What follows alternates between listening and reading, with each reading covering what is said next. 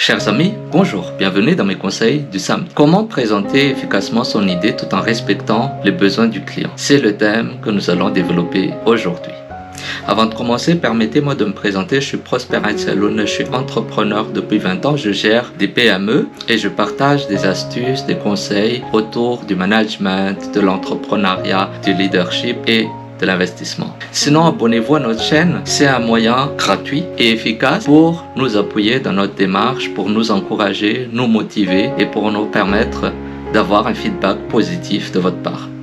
Pourquoi on aborde ce thème? J'aborde ce thème par rapport à des vécus, par rapport à ce que j'ai vu, par rapport à des clients que j'accompagne, que je coach. Ça fait 2-3 fois que je vois des clients qui ont des problèmes pour s'imposer auprès de leurs prospects. La première chose qui est très importante pour chaque entrepreneur, c'est la force de persuasion. On persuade pour avoir des collaborateurs, on persuade pour avoir des financements auprès de son banquier ou auprès d'autres institutions financières. On persuade les clients pour acheter soit nos produits, soit nos services. On persuade les gens à devenir nos associés et on persuade sans arrêt. Tous les millionnaires, tous les entrepreneurs de ce monde ont une force incroyable de persuasion. La persuasion peut se faire à travers une technique et c'est une des choses que je vais parler dans cette vidéo. Tout d'abord, ce qui est très important, le numéro 1, c'est de comprendre les besoins du client. Il faut appliquer les règles de 3. 2 tiers pour écouter, 1 tiers pour parler. L'erreur de plusieurs entrepreneurs qui sont en face d'un client lors du moment de prospection et de vente, c'est toujours de vouloir se focuser sur eux-mêmes. Nous, on fait ceci, moi, je suis comme si, on est beau et tout ça, ça n'intéresse pas trop le client. La première chose avant de parler, et pour parler, je vais aussi vous donner une approche dans un second temps tout à l'heure, comment on présente nous-mêmes, nos services et nos produits de manière très efficace à un client. Mais avant cela, il faut faire l'effort, apprendre à bien écouter, à bien comprendre. Si vous ne comprenez pas ce que le client veut dire par rapport à une seule phrase de tout ce qu'il dit, il faut reformuler pour demander. Il faut qu'on soit en phase, en très bonne compréhension avant de présenter quoi que ce soit devant un client. C'est un élément très important dans le processus de présenter son idée. Présenter son idée, généralement, c'est pour vendre ou pour mettre en place une collaboration, partenariat, etc. Mais en tout cas, on présente une idée pour avoir un retour par rapport à notre interlocuteur. C'est pour ça que c'est très important et je prends toujours l'exemple de la vente parce que c'est pendant les ventes que ça se présente le plus généralement. Quand le client, par exemple, demande présentez-nous votre entreprise, ce qu'il veut savoir, c'est pas la date de création, qui fait quoi, émotionnellement, qui travaille là. Ce sont les éléments clés en fait qu'ils attendent. Quelle solution on apporte?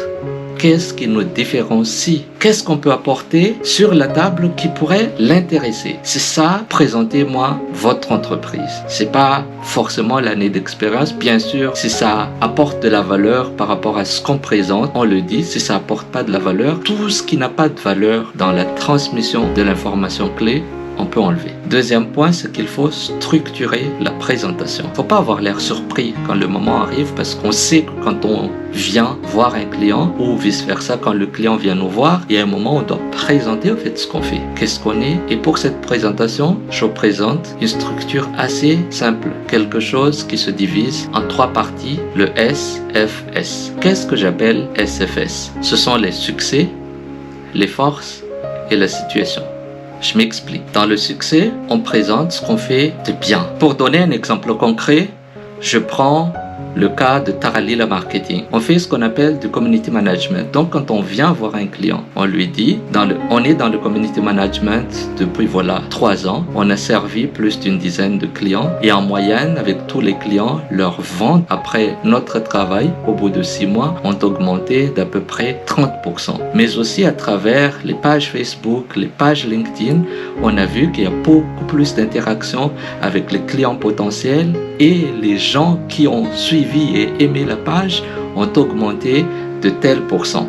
Et en même temps, chaque entreprise a ses forces. Mais c'est quoi nos forces à nous? Et là encore, on dit, on est très sélectif au niveau de notre recrutement. On recrute les meilleurs et c'est pour ça qu'on les paie cher, nos collaborateurs, mais en même temps, on les forme aussi. Par exemple, on a des collaborateurs qui sont certifiés Facebook. On a d'autres qui sont certifiés LinkedIn. Ensuite, la situation. C'est la situation réelle du client. Par exemple, on peut dire, vous êtes dans le tourisme, vous avez un hôtel en OCB. On a un client, d'ailleurs, son nom est dans les références qu'on vous a données. On a un client qui est à Tuileries, à Sarodran. Et voici ce qu'on a pu faire avec ce client. Tout ça, si on adopte la même démarche en ajustant, bien sûr, par rapport à ceci, on cite les besoins et les attentes évoquées par le client pour pouvoir mettre ce qu'on peut apporter comme solution, nos forces, en situation avec ce que le client attend et le contexte dans lequel le client est. Si vous présentez votre offre en suivant ces 3 éléments, croyez-moi, vous allez beaucoup améliorer votre niveau de vente. Sinon, troisième point, c'est de respecter l'idée de base du client. Chaque client a ses visions. Chaque client a ses attentes très précises. Donc, ce qu'on fait, c'est d'essayer de faire de matching, c'est-à-dire que les solutions qu'on propose, on fait en sorte que ça puisse rentrer dans la vision du client et que ça puisse aussi être matché avec les attentes du client. C'est très important afin de ne pas dénaturer la vision, en fait, ce que le client veut faire de sa société, tout en lui apportant une solution pour améliorer sa visibilité, sa notoriété, répondre à ce besoin de vendre plus, d'être plus compétitif et d'avoir une entreprise rentable. Donc voilà, j'espère que cette petite vidéo vous a inspiré et que ça puisse en même temps vous aider dans vos prochaines rencontres avec vos clients. Sur ce, je vous dis à très bientôt, à ciao, bon week-end.